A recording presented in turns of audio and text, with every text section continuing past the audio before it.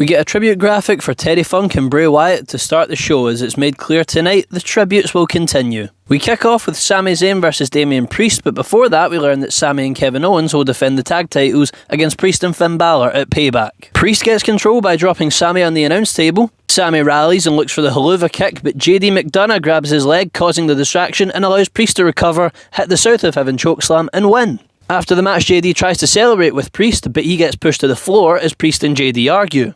JD's night gets worse as Kevin Owens and Sami Zayn lay him out with a stunner and a haluva kick to end the segment. LA Knight's music hits, but don't get excited, as it's The Miz in cosplay. What a fanboy. He impersonates Knight by saying "yeah" a lot and lowering his voice, but rips off the cosplay, saying it's easy to be LA Knight because he is generic and vanilla. His words, not mine. He says that he doesn't do catchphrases, and when he says he's awesome, it's because he means it. It's reality. Miz says fans will cheer catchphrases and t-shirts, but they won't cheer losers, as he vows to beat LA Knight at Payback, ending his hype train. Miz is so underrated, and this was an excellent promo. His delivery and passion was authentic, and I think the match between him and Knight could secretly steal the show at Payback. The Imperium lads are here as Gunther cuts a signature announce table promo. He says that Gable's count-out win over Gunther last week counts for nothing, as Gunther is still the Intercontinental Champion. He says all Gable did was piss off the ring general, and he gets so angry that he shouts in foreign. Gunther says he and Gable will wrestle again next week on Raw for the title. I'm sure it will be a banger again. Gable interrupts and says he will win the title next week by pinning Gunther, and this week he will beat Ludwig Kaiser and cook him Memphis style, whatever the hell that means. Gable vs Kaiser is a back and forth technical masterclass, but Gable gets the win after hitting Chaos Theory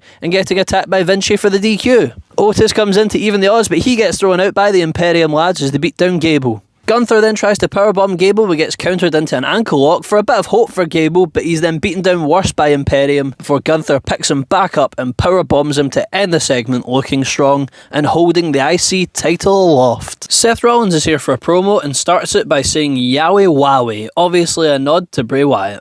He calls out Shinsuke Nakamura for a fight, but Naka doesn't show, so Seth gets the crowd to sing his song. He gets interrupted by a badass promo package showing Naka doing martial arts and saying he will break Seth, and that Naka will be the reason Seth can't walk his daughter down the aisle. Some really morbid stuff. Rollins gets all riled up about it and gets blindsided by Nakamura with a Kinshasa. Nakamura grabs Seth and talks to him, probably saying sweet dirty things. Nice of the two lads to coordinate the hair dye. Why do they have the exact same haircut? Nakamura leaves as he has got his message across as we end the segment. In a quick backstage piece to camera, Sami Zayn and Kevin Owens let us know that their tag team title match against the Judgment Day will be a Steel City street fight because the show is in Pittsburgh, Pennsylvania. It's really helped the hype for the match. It makes it something different because it feels like the two teams have faced each other a lot on Raw recently, so at least adding the stipulation makes it new. Mami is here for a promo and talks about Raquel Rodriguez ahead of their match at Payback. She praises Raquel, calling her big, strong and tough, but points out that Raquel is nothing compared to Rhea. Tell her when she's telling lies. Raquel comes out and the two brawl, with Raquel initially getting the upper hand, but Dom Dom gets involved to help Rhea turn the tide, but she fails to hit the riptide as Raquel sends her packing. This will be a great match. Two big, sweaty, muscly women slapping meat has all the makings of an instant classic.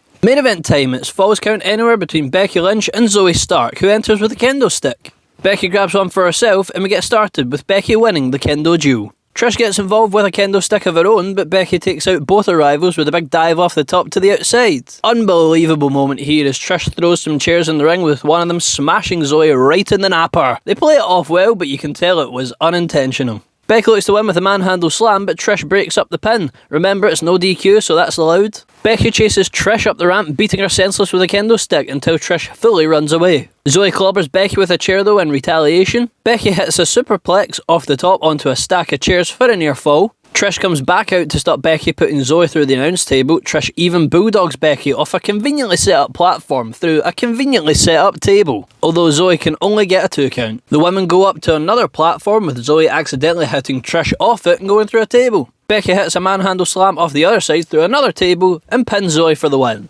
After the match, Becky takes off her Bray armband and holds it up as the emotions pour out of her and tears are shed for her fallen friend. A hard moment to watch, but a beautiful moment for sure. Thank you so much for listening to my recap and review of Raw this week. Please like, subscribe, and leave your comments. Let me know what you think that I can do better, and what you liked about the show and what you didn't like about the show. Hopefully you'll come back, and I'll see y'all next time.